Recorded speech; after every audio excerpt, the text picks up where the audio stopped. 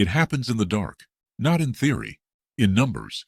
After major blackouts, burglary and looting spike by up to 200% in some neighborhoods. Power dies. Cameras blink off. Alarms fall silent. Police response times double. In those first 30 minutes, someone scanning your street decides which house bleeds and which house disappears. Tonight, for them, your home is not home. It's an assessment, a risk score, a payout. They read your windows, your driveway, your curtains, your silence. They see what you don't. And if you think you look normal, you're already wrong, because to a looter, a blackout is X-ray vision, and your habits, they're a beacon. Let's step outside, stand where they stand, and see exactly what they see when they look at your house. The power cuts, the neighborhood exhales, dogs bark, generators cough awake, phones light up faces. One by one, windows become weak rectangles of glow in a drowning field of black. From above, your block folds into darkness, details stripped away until only contrast matters. You are now on the outside of your own house, in their headspace, omniscient, predatory. You're not looking for comfort. You're looking for three things: light, noise, movement. Proof of life, proof of value, proof of weakness. This isn't movie villain evil. It's opportunistic math. Fast in, fast out. Low risk, clean escape. They filter targets by instinct. They track patterns you've never noticed. Every tiny choice you make either drags you into their crosshairs or lets you disappear into the blackout. Let's count down the mistakes they're trained to notice. Number 10. The one house still glowing. The grid goes dark and your street flattens into shadow. But your living room is blazing warm yellow like a stage. Your generator hums steady, proud, a mechanical heartbeat cutting through the silence. Inside, you feel clever, prepared. You kept the food cold, the kids calm, the Wi-Fi maybe even alive. You think that glow says, "We're okay." It doesn't. To a looter, it screams inventory. Backup power means fuel. Fuel means mobility. Generators, tools. Lights mean electronics still worth taking. A lit kitchen means stocked shelves. Extra cans, extra cash clothes. They don't see prepared. They see someone who invests in gear, who stacked food, tools, cash, maybe weapons. They hear that predictable hum masking their approach. If your blinds are open, they count silhouettes. Kids, elderly, one adult, zero dog, no perimeter checks. Calculation, good loot, limited resistance. Your mistake is turning your advantage into a lighthouse. In a starving dark, light is a declaration. If you run backup power, run it discreet. No front-facing bright lights. Blackout curtains closed. Minimal visible glow. No smug "we're fine" vibe on the porch. Blend. Let your resilience be invisible. Your lights contained. Your generator shielded behind walls. Not broadcasting your wealth into the starving dark. Number 9. The parked car that tells your story. In the blackout quiet, your driveway is not background, it is biography. A clean late model SUV with off-road tires, roof rack, jerry cans, tactical stickers, gun brand logos, Mullen Labe on the glass. You think it signals strength, independence, readiness. To a looter, it reads like a menu. Firearms likely inside. Optics, radios, tools, fuel, cash flow, expensive taste. It says this owner buys gear, posts about it, trusts the image. They've seen this pattern before. Overland rig in the drive, safe in the bedroom, boxes in the garage. Confident head of household who believes decals deter.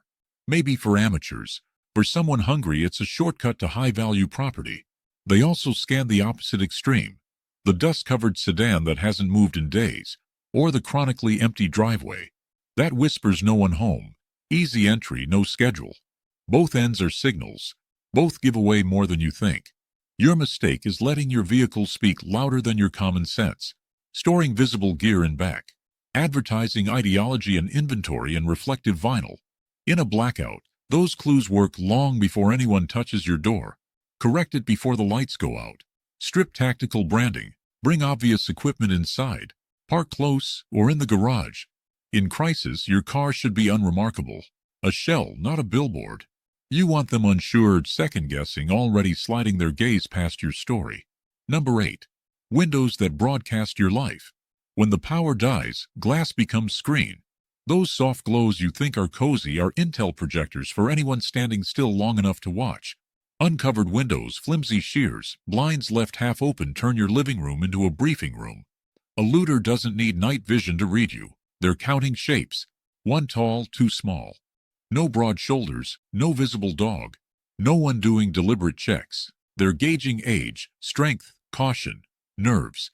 Are you clustered in one room, panicked, clutching phones and candles, or moving with clipped, organized purpose? They map your layout in seconds. Couch here, TV there, game console, laptop on the table, keys on a hook. They see a safe in plain view. They notice if valuables sit near entry points. They clock whether lights go on and curtains stay open like it's still Tuesday, or whether you snap into blackout discipline. Your mistake is assuming darkness hides you while you light yourself from within. It turns each window into a frame. They are watching, comparing your exposed life to the darker, disciplined house next door. Correct it now. Heavy curtains, blackout panels, layers on ground floor and street-facing glass. Keep lit rooms away from bare windows. Move valuables out of direct sight. Light on, curtains closed. In crisis, assume one more pair of eyes is cataloging your patterns. Invisible interiors are safer interiors. Number 7. The trash, the yard, the tells. Long before anyone touches your door, they've read your curb. Even in a blackout, what you leave outside keeps talking. Overflowing recycling with bright logos, flat screen boxes, gaming systems, high-end appliance packaging, pet food bags that scream premium, formula cans and diaper boxes that confirm a baby, medication deliveries with labels half torn. You see garbage, they see a shopping list, a lifestyle, a budget. Then they widen the frame. Manicured lawn, tidy hedges, consistent income. Toys scattered. Children, distraction. No toys, no clutter. Strong locks, motion lights. Disciplined adults. Ladders left out. Tools, loose bricks. A break-in kit you supplied. A ladder under the eaves is an invitation to a second-story window. They mark solar panels, rain tanks, stacked wood, gardens. Normal days, responsible. Crisis, long-term supplies. Worth watching. Your mistake is flexing where anyone can audit. Fix it. Break down boxes, hide labels, lock tools, store ladders inside. Strip your curb of clues. In a blackout, your frontage is your resume. Make it dull, uncertain, not worth the risk. Number 6. Doors, locks, and the illusion of safety. In daylight, your front door feels solid. In a blackout, it's a question mark. Looters are not impressed by locked. They study build quality. Old wooden frames, hairline cracks, rusted hinges, a single latch holding decades of weather, decorative glass panels near the deadbolt, flimsy sidelights they can smash and reach through, suburban aesthetics that scream zero reinforcement. They notice if your door is recessed and shadowed, a hidden workspace to pry and kick, side gates loose and low, sliding glass with no bar, just a latch they know fails in seconds, ring stickers, delivery theft notes, overcompensating warnings, proof you've been tested and never hardened. Your mistake is trusting factory hardware. You bought a deadbolt so you sleep. You never reinforced the strike, never used longer screws, never armored the jamb. You let fragile glass guard the only lock you rely on. Fix it quiet. Reinforce hinges and strikes. 3-inch screws into framing. Subtle door armor. Security film on glass. A bar in that slider. No theatrics. Just changed physics. When they test 3 houses in the dark, that first kick on yours should feel wrong. Too solid. Too loud. Too much work. Their instinct should whisper, move on. Number 5. Sound, silence, and the wrong kind of noise. In a blackout, everybody's listening. Intermittent generator drone. Distant sirens. One neighbor shouting. A dog that won't stop then suddenly does. To you, it's background. To a looter, it's a map. A house that is too quiet for too long whispers empty. No footsteps, no doors, no voices. The place that used to leak TV noise now sounds like a tomb. Maybe they left. Maybe perfect. On the other side, a house broadcasting chaos is just as attractive. Panicked yelling, sharp arguments, kids screaming, doors slamming. That says disorganized. Fear, no plan. People who forget the side door. They track patterns. The dog that barks for 2 hours then vanishes. Party house gone silent. generator on an exact schedule. Predictability is a gift. Your mistake is letting your audio signature drift to extremes. Control it. Low, steady murmur. Calm voices, occasional movement. A radio low away from windows. Enough to prove occupancy and composure. Never enough to sound like prey or a circus. Your sound should say, "We are here, awake, and we do not panic." Be neither obvious victim nor obvious vacancy. Be a question mark wrapped in disciplined noise. Number 4. Overconfident hardware. Underprepared humans. In normal times, you wear your defense like a jersey, protected by big gun stickers on the window, branded doormats, photos of your gun wall on social media, a safe standing proud where guests can see it, motion lights that flare every time a cat blinks, but no one ever steps out to check. It feels strong, defiant. In a blackout, it reads like a joke. Looters notice contradictions, tactical stickers, but curtains open, security sign but flimsy side gate, heavy safe visible from the entry, screaming value, while your behavior says you've never thought like an intruder. Novelty warnings about nothing being worth a life, only advertise guns, maybe sloppily stored. People who understand force don't shout it on plastic. Predators read posture. A house bragging about weapons but radiating carelessness smells like bluff. Guns equal risk, but also fast resale. Loud hardware signals can pull them toward you. Your mistake is confusing symbols with readiness. False hardness attracts challenges. Fix it. Stop advertising. Strip flex stickers. Take your gear offline. Keep safes and racks out of sight. If you're capable, let it stay invisible. If you're not, stop acting like you are. Build quiet layers instead. Real security here is boring, consistent, unseen. To eyes scanning your block, your home should register as maybe a problem, definitely not a prize. Number 3. The social media trail and the talk you didn't know they heard. In the dim blue of a dead neighborhood, your brightest leak is your phone. While the grid is down, you're still broadcasting. Power out again, LOL, totally screwed. At my sister's place across town till they fix this. Good thing we're stocked for months. You think it's venting. Jokes. Flex. Harmless updates.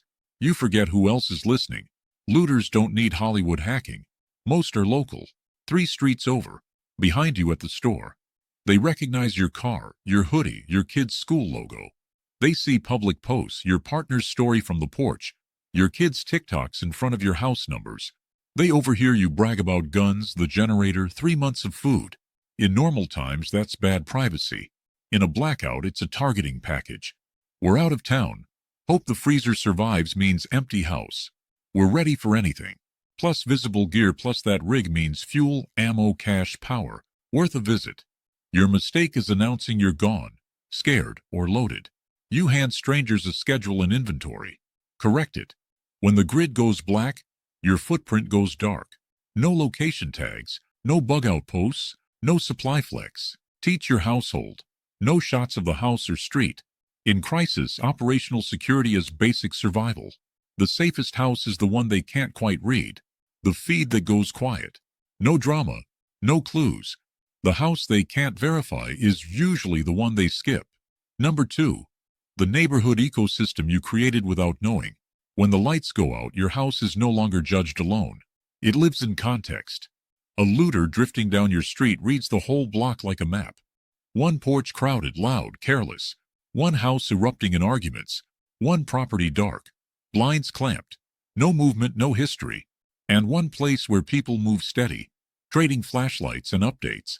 Eyes up without a show. 4 stories. 4 levels of risk. They track where quiet cooperation lives. Neighbors who know names, share information, watch patterns. That cluster forms a net. Strange car, 3 heads turn. Shouted threat. Doors crack together. A street that behaves like one organism is radioactive. Then they mark the outliers. The house that never waves. The guy who treats everyone like noise. The polished fortress with the smug truck. No kids' bikes, no borrowed tools, no rapport. When things go dark, that place stands alone. If it looks wealthy and disliked, it gets a red circle. No one rushes to guard his stuff. Your mistake is living without relationship capital, then expecting backup in the blackout. You fix it early. Be steady. Low drama. Share information, not inventory. Trade numbers. Build quiet trust. In crisis, turn that into structure. Staggered porch presence. Loose rotation on who's awake. Simple shared signals. Nothing theatrical. Just proof that if someone touches your door, 3 other doors notice. To a looter, that's hassle. Witnesses, uncertainty. Not a house, a hive. Your best armor might not be your lock. It's that your home is a node in something larger that will move if they choose you. Number 1. Your fear, your ego, and what they reveal. This is where everything you own becomes secondary. The most dangerous thing looters see is not your generator, not your truck, not your safe. It's you. The way your hand shakes around that bat.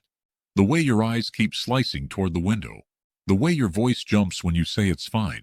They read posture and pacing. They see if someone inside that glow is making decisions or melting. A house that goes dark and stays dark, lights off even when power flickers, can signal shock. People too afraid to reset, to look. Easy to surprise. The opposite is just as loud. Someone swaggering on the porch, waving a weapon, yelling into the night. Big silhouette, bigger mouth, predictable arc. Fear says, easily controlled. Panic forgets the back window, the side gate, the second lock. Ego says predictable. The performer hits the same spot, backlit, never thinking about the quiet angle. Looters exploit both. They wait out the frantic ones, let adrenaline burn off, then slip through the cracks. They mark the braggart, then come from the blind side when his show is over and his weapon is close, not ready. They care less about volume than pattern. Your mistake is broadcasting your inner state, letting raw fear or cheap dominance leak into slamming doors, shouted threats, constant peeking. You hand them a script. The correction is disciplined calm. You move with intent. You check on a schedule, not on impulse. Timed sweeps from cover, not framed in the glass. Your voice stays low, specific. You brief, assign, confirm. Lights are minimal, controlled. Inside, you build small rituals that settle everyone. Confirm locks. Quiet word before curtains. No shouting, no posting, no grandstanding. Breathe down, shoulders loose, eyes clear. Your kids see process, not collapse. From the street, that reads as something else. Not prey, not peacock. An unknown. Awake, managed, not inviting.